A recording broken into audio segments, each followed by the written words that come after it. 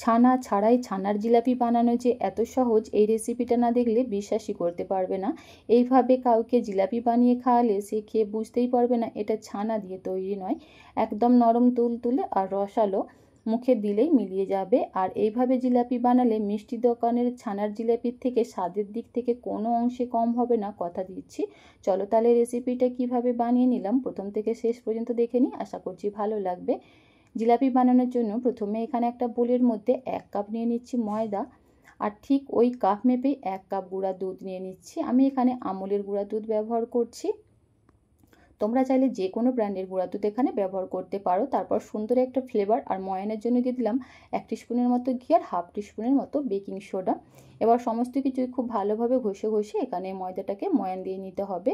চেষ্টা করবে সমপরিমাণ দুধ আর ময়দা দিয়েই এই ডোটাকে মেখে নিতে, তবেই কিন্তু জিলাপির আসল টেস্টটা পাবে।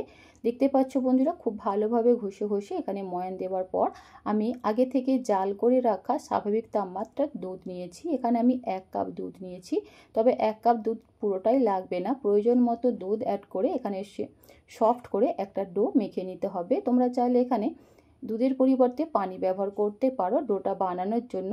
দেখতে পাচ্ছ বন্ধুরা, প্রয়োজন মতো দুধ অ্যাড করে এখানে একটা সফট করে আমি ডো মেখে নিয়েছি। আর অবশ্যই একটু সফট করে এই ডোটা মেখে নেবার চেষ্টা করবে। এবার ডোটাকে জাস্ট 2 মিনিটের মতো রেস্টে রেখে দেবো, এর থেকে বেশিক্ষণ রেস্টে রাখার কোনো প্রয়োজন নেই। ততক্ষণে চলো জিলাপির জন্য একটা মিষ্টি পাতলা চিনির শিরা আমাদের তৈরি করে নিতে হবে।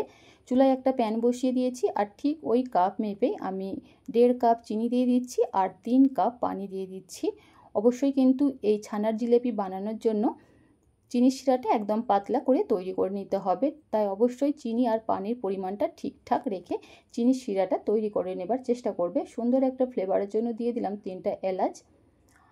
আর অবশ্যই কিন্তু এখানে জিলাপির জন্য চিনির শিরাটা একটু বেশি পরিমাণে বানানোর চেষ্টা করবে, যাতে জিলাপিগুলো খুব সুন্দরভাবে চিনির শিরাটা সোক করতে পারে আর একদম নরম তুলতুলে তৈরি হয়। তো এখানে চিনিটা ভালোভাবে মেল্ট হয়ে যাওয়ার পর জাস্ট 1 মিনিটের মতো চিনির শিরাটাকে আমি ফুটিয়ে নিয়েছি, এর থেকে বেশিক্ষণ ফোটানোর কোনো প্রয়োজন নেই। তো তৈরি হয়ে গেছে একদম পাতলা মিষ্টি চিনির শিরা। এবার এটাকে আমি ঢাকা দিয়ে একটা সাইডে রেখে দেব। আর এদিকে যে আমি 2 মিনিটের মতো ডোটাকে রেস্টে রেখেছিলাম, সেটাকে আবারও খুব ভালোভাবে হাত দিয়ে একটু মেখে নিতে হবে, একদম স্মুথ আর মসৃণ করে অবশ্যই ডোটাকে মেখে নিতে হবে, তা না হলে জিলাপিগুলো বানানোর সময় ফাটলের সৃষ্টি হতে পারে। তারপর ডো থেকে ছোট ছোট করে আমি লেচি কেটে নিচ্ছি। লেচিগুলো খুব বেশি বড় করে বানাবো না, কারণ এই জিলাপিগুলো তেলে ভাজার পর আর চিনির শিরাতে সোক করানোর পর ফুলে কিন্তু ডবল হয়ে যাবে। তারপর এদিকে একটা লেচি নিয়ে প্রথমে হাত দিয়ে ঘুরিয়ে ঘুরিয়ে একটু স্মুথ করে নিলাম, তারপর দেখো এভাবে হাত দিয়ে ঘষে ঘষে একটা লম্বা সুতোর মতো আমি তৈরি করে নিচ্ছি। তারপর ঠিক যেভাবে আমরা জিলিপির পেঁয়াজ দিই সেইভাবেই তৈরি করে নিচ্ছি। তো একটু দেখে বুঝে নেবার চেষ্টা করো প্লিজ বন্ধুরা, আমি ঠিক বলে বোঝাতে না পারলে। আর অবশ্যই এই যে শেষ প্রান্তটাকে একটু ভালোভাবে মুড়ে দিতে হবে, তা নাহলে এটা তেলে ভাজার সময় খুলে যেতে পারে। তো এখানে একটা জিলিপির শেপ আমার দেয়া হয়ে গেছে। চলো আর একটা তোমাদের আমি বানিয়ে দেখাচ্ছি। প্রথমে ডোটাকে নিয়ে একটু হাত দিয়ে ভালোভাবে ঘুরিয়ে ঘুরিয়ে মসৃণ করে নিয়েছি, তারপর এই যে এইভাবে একটু লম্বা সুতোর মতো তৈরি করে নিলাম। তারপর একটা সাইড এভাবে একটু মুড়ে দিচ্ছি, আর তারপর অপর সাইডটা বা শেষ প্রান্তটাকে এইভাবে জিলিপিটাকে উল্টে আর নিচের দিকে মুড়ে দিচ্ছি। তো একটু দেখলেই তোমরা বুঝতে পারবে ঠিক কীভাবে বানিয়ে নিলাম। তো একইভাবে সমস্ত জিলিপিগুলোই আমি তৈরি করে নিয়েছি। আর এই সময় দেখো জিলিপিগুলো কিন্তু কতটা বেশি ছোট আছে, এগুলো যখন তেলের মধ্যে ভাজবো আর চিনি শিরার মধ্যে সোক করব, প্রায় ফুলে একদম দ্বিগুণ হয়ে যাবে, তাই খুব বেশি বড় করে বানানোর কোনো প্রয়োজন নেই। তো একইভাবে সমস্ত জিলিপিগুলোই আমি তৈরি করে নিয়েছি। এবার জিলিপিগুলো তেলে ভেজে নেবার পালা। তার জন্য দেখো এদিকে চুলায় একটা প্যানের মধ্যে পরিমাণ মতো তেল আগে থেকেই গরম করে নিয়েছি, আর একদম হালকা গরম তেলের মধ্যে জিলিপিগুলো ছেড়ে দিতে হবে।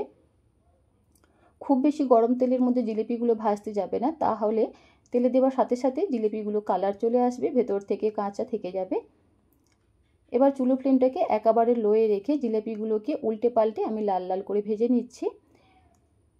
আর প্রথম থেকে শেষ পর্যন্ত চুলোর ফ্লেমটা কিন্তু একেবারে লোয়ে রেখে জিলিপিগুলো ভেজে নিতে হবে। তো দেখতেই পাচ্ছ বন্ধুরা, উল্টে পাল্টে আমি জিলিপিগুলো খুব সুন্দর একটা কালার আসা পর্যন্ত ভেজে নিয়েছি। তোমরা চাইলে এর থেকেও লাল লাল করেও জিলিপি ভেজে নিতে পারো। এবার জিলিপিগুলো তেল থেকে তুলে নেবার পর সাথে সাথেই আমি চিনি শিরার মধ্যে দিয়ে দিচ্ছি। ভালোভাবে একটু নেড়ে চেড়ে মিশিয়ে নিচ্ছি।